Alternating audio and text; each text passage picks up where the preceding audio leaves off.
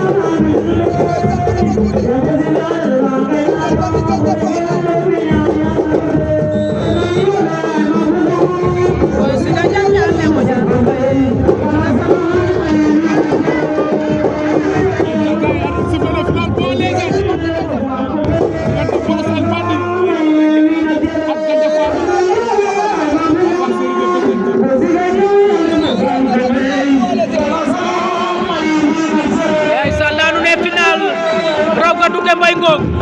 final poids léger Gandia Fama Brosse El Bandit final poids léger meke final raw gadu